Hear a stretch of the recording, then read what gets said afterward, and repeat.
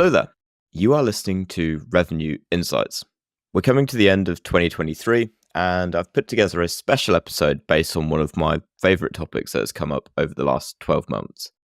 Something that I've talked about with the guests on the show quite a lot is trying to get to the bottom of how do I understand why I am winning and losing deals? The idea being that when I know why I win deals and why I lose deals, that can help to shape strategy then in terms of focusing more on those winning factors and cutting down on more of those losing factors. As such, I've picked together some of my favorite snippets from those favorite conversations. I hope that you find these useful as we head into 2024. Enjoy.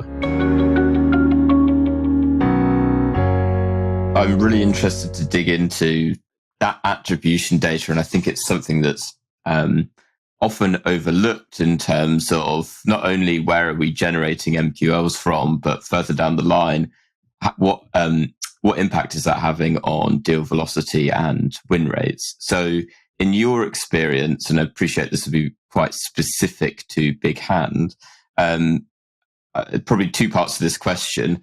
How do you go about calculating that? And how do you go about understanding, which sources are having the biggest impact on my deal velocity? And then the second part to that is, what did you find were the factors that had the biggest impact? Yeah, great question.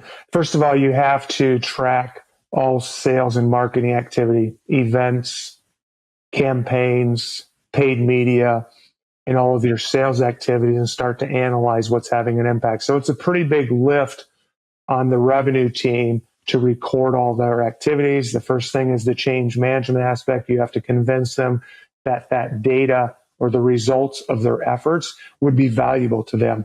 And we've got a wonderful team at BigHand. They're not necessarily sales professionals. They are sales professionals, but they're really business people.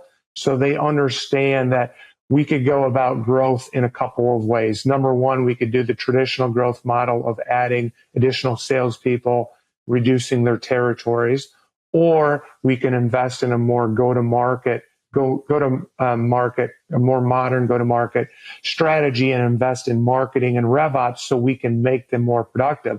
The trade-off then is we need you to help us make you more productive. So part of that is recording all activities. Part of that is ensuring that you're getting better each day from a messaging and an industry expertise standpoint. So that's how we approach the change management. Part of that was taking sales leadership and marketing leadership and saying, what do we believe the high value activities are?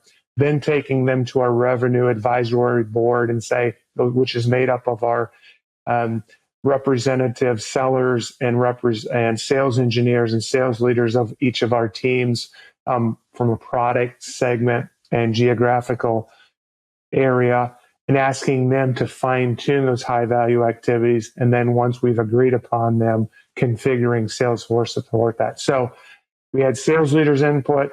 We had key stakeholders within the revenue organization's input before we finalized it. So it's been a very intentional change management path to gain buy-in, but it's really not gaining buy-in. It's helping them understand how it's going to help them, and that takes time. There's a couple of bits in there, and I think I love the way that you can simplify down that process to get to that point. And then I guess what I'm really interested in is now you've got that information, and now okay, these are the regions and the specific industries, and perhaps even down to the point of, these are the specific personas that are having the biggest impact on our deal velocity. What does that process look like then to actually get that implemented into your sales teams or your wider go-to-market teams? And how do you improve the adoption of that? Is it through through the sales leadership, or is it through process? Yeah, it's actually through both. And we're still in the stage of tracking. We need probably 6 months of information before we can confidently and quantitatively say, do this, don't do that. Do this, don't do that. However, whenever we have qualitative information, like if you are able to get the chief operating officer into your sales process at this point versus this point, it speeds up your deal velocity by X. qualitatively, we're having that experience and we socialize it in our monthly recognition meeting and we socialize it in our weekly team meetings. However, we want to get to a point where we can support that qualitative experience with a quantitative approach. But we've just started the data collection process, Lee, and we're 6 months out from being able to have enough data to be able to quantitatively do that. But we celebrate the successes. We get together monthly and we celebrate the wins and we talk about what was the source of the lead and what was the key to moving that along. What did you learn from that process? Each time an opportunity is closed, I get an email notification from Salesforce. I reach out to the salesperson and ask them, what was the lead source and what did you learn from that process? And then when there's something different or exciting, I will circulate that amongst the sales team.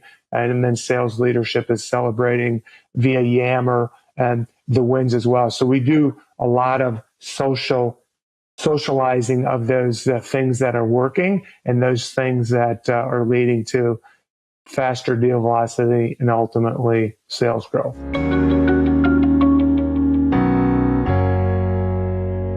And then I think at the field level, as where we started, it's then being able to provide those same sort of actionable insights to the field to say, okay, how do I have a great conversation at those critical moments? What does great look like? Provide the content and provide the tools. So we're talking about opportunity management frameworks to help them kind of really install this kind of ecosystem in this operating process.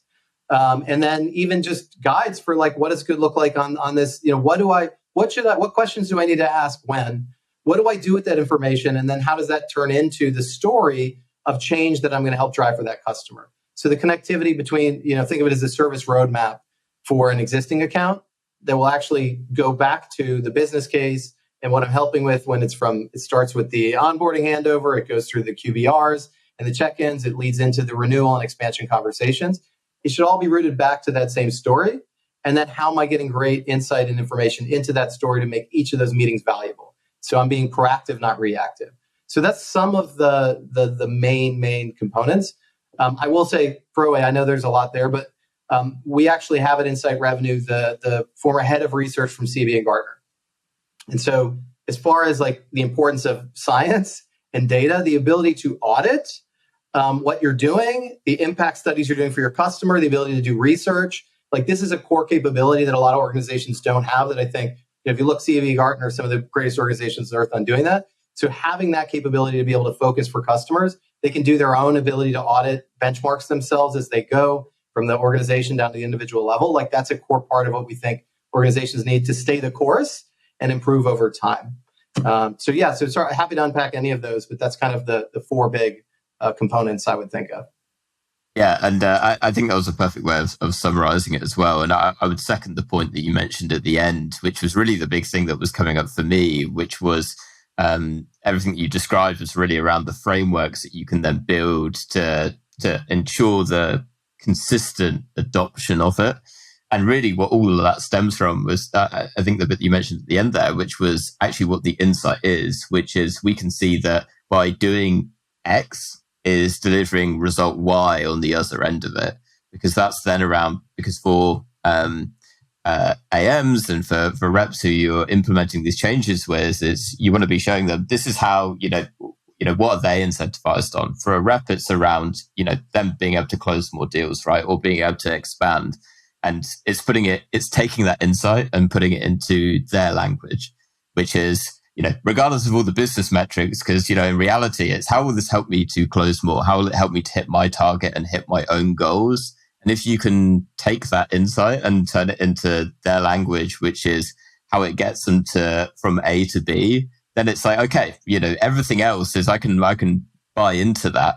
I find that often the resistance is, yeah, that all sounds great. And it can be, depending on where your business is, can be complicated, I find, sometimes to build those frameworks.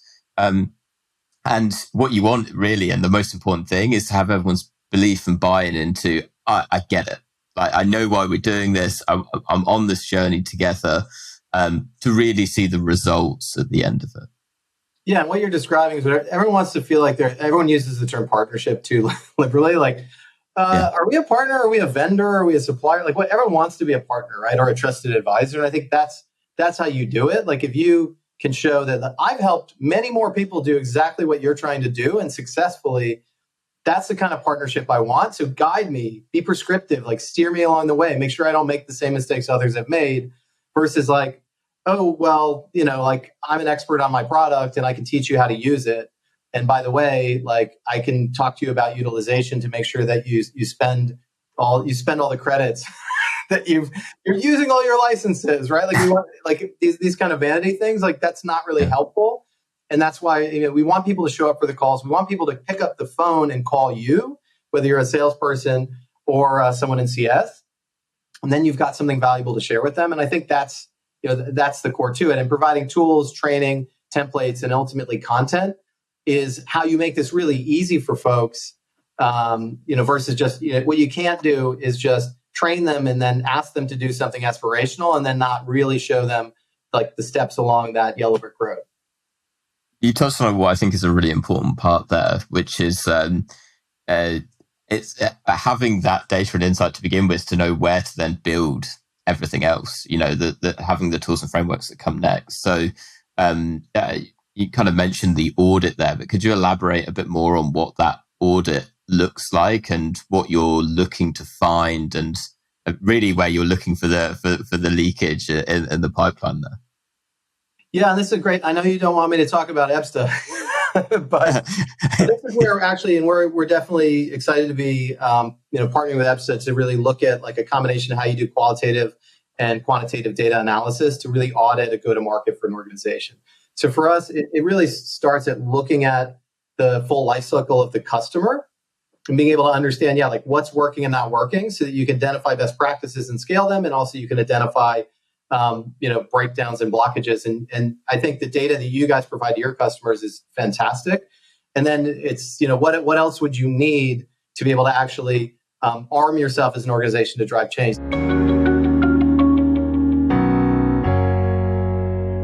How you approach setting up your teams for, how do we make sure that we're not only bringing on customers that are right for us long term, but how do you also approach what the cross-sell process is and upsell?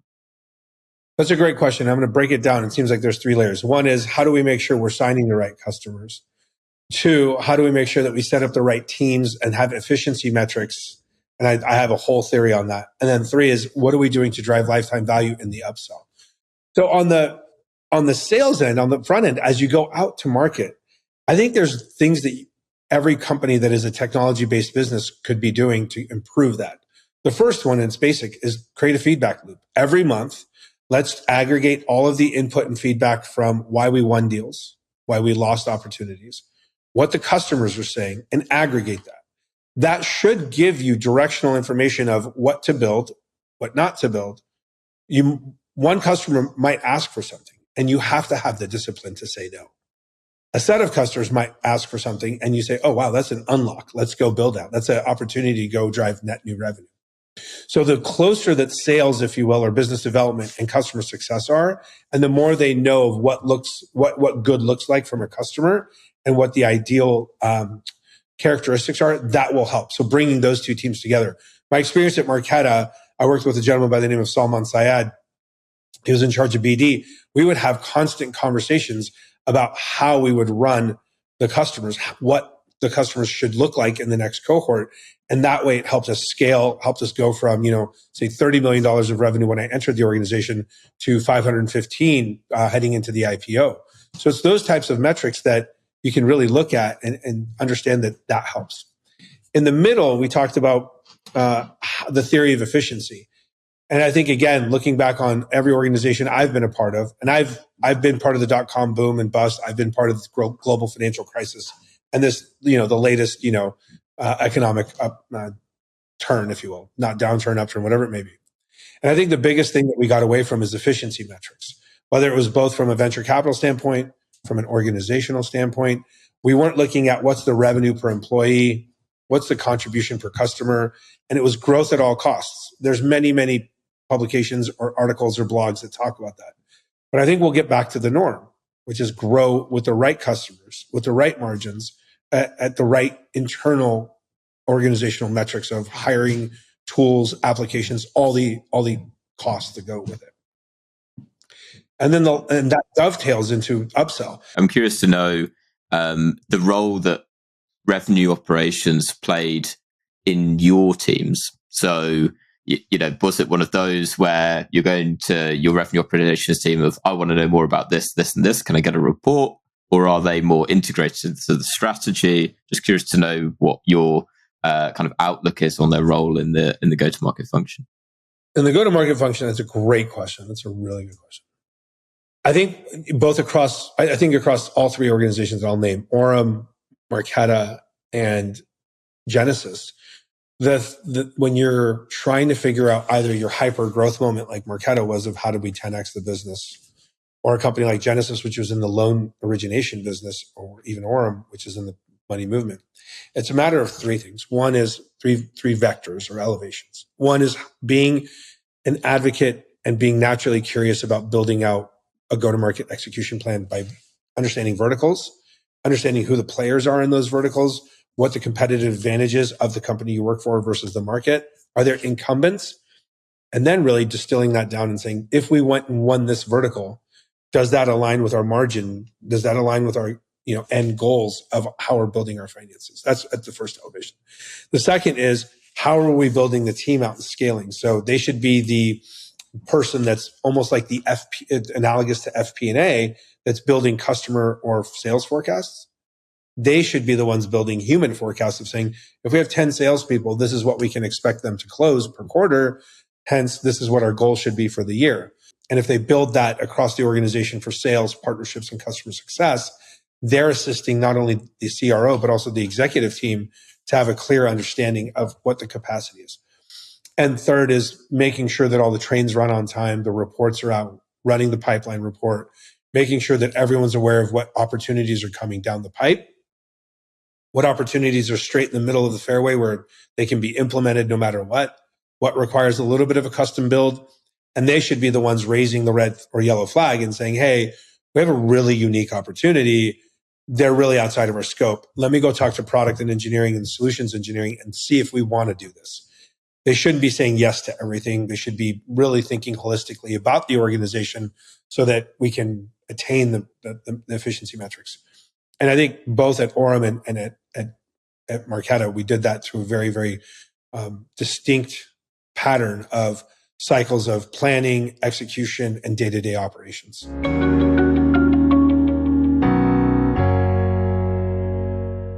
What does the process look like to really get a sense of, okay, where am I spending efficiently and where should I be making cuts rather than just going at it with a hatchet? Yeah, absolutely. So I can only speak to that in regards to revenue operations. I can't speak in other areas of the business. So let's focus on sales, marketing, and customer success. I think that when we open the hood and we look deeply into a lot of the companies that we work with, you just see a lot of glaringly obvious easy wins and low-hanging fruit. So let's talk through what some of those are. Let's start at the very top of the funnel with marketing. If you have an MQL goal and you're focused solely on lead generation and or your systems are not connected from marketing to Salesforce and you can't see all the way through to revenue, that's just an obvious gap. You're going to end up spending money on certain marketing channels that will generate a lot of MQLs, people that don't actually want to talk to sales, but somehow engaged with marketing enough to hit a lead score. And then you're investing money chasing the wrong thing. Rather than looking at each one of these individual channels and understanding how do these people go into pipeline and then actually closed one. And then if you want to go further, look at the lifetime value of a customer. And most of the time we see organizations don't have the data to do this. If they do, they oftentimes have the wrong incentives in place to incent marketing to focus on the right thing. And we even talk to marketers that understand this and want to do this, but they have a CEO that maybe doesn't understand marketing and is pushing them in the wrong direction. That's marketing. Let's now talk about outbound lead generation, right? We are all the recipients of cold calls and emails that just completely miss the mark on having any relevancy for us, right? Every day we're receiving 10 emails that talk to problems that don't have anything to do with the industry we're in, the sector we're in within that industry, the size of company we're in, or the role that we serve in our company. Now, what does that do for the company on the other side of that? What it means is they're spending a lot of money on people, on tools, on messaging that isn't hitting the mark. A lot of times this is because they have insanely high activity goals. We need to do 100, 200 activities a day. There's no time to research the account. So we spray and pray this wide net. We have extremely low conversion rates. We miss our targets. And then we try to solve for this by saying, let's increase activity quotas even further, exacerbating the problem. Instead, let's take a step back. Let's lower the activity goals. Let's narrow our ideal customer profile and our buyer persona and get laser tight on who we focus on. And let's find the messaging. Let's go look at the data that we have, what emails were opened and read and responded to, what weren't, and how do we reverse engineer what is already working, what our top reps or SDRs are doing to generate pipeline that actually closes. And let's figure out what companies and people we should be targeting and get super narrowly focused on that. We just did a podcast on Wednesday, or an event. The podcast was released yesterday on territory planning, and we laid out a lot of challenges there. Okay, so I've covered outbound. Now let's look at actually closing deals. So many companies, especially early stage, don't have a sales methodology. So what sales reps will do is they will either just throw a bunch of stuff into pipeline at stage one, or they won't create it at all. And then when they're ready to close a deal, they move that deal into closed one, or they create the deal at the stage of closed one. This means two things. You have absolutely no ability to see any visibility into your pipeline. So that means that the sales leader is getting the team together and they're just going around the horn and saying, tell me what you're working on, tell me what you're working on, tell me what you're working on. That is a gross inefficiency of time. You have your most expensive employees all sitting in a room together, accomplishing very little. It makes it much more difficult for the sales leader to actually coach reps on how to get better. And it makes it more difficult for the sales reps to retain information and understand what they need to do to follow a process, especially junior folks and or folks that are new to the organization. So instead, if you really break your sales methodology down and say, this is the gate or the entry exit criteria we have for stage one, for stage two, for stage three. Before we do a demonstration, this is exactly what we need. We have all of the information inside of Salesforce, so it's staring you right in the face when you go to update your deal.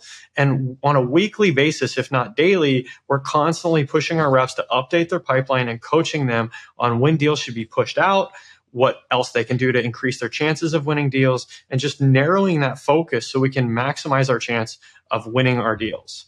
Then let's take it a step further and talk about customer success. Customer success is woefully neglected. When we talk about RevOps, we're lucky if we can get people on board with the idea that it's not just sales, it's also marketing. Rarely do I see companies encapsulating customer success into how they think about revenue operations as well as revenue leadership. Look at how many CROs are actually covering all of sales, marketing, and customer success. It's very rare. And these are the easiest people for us to sell to.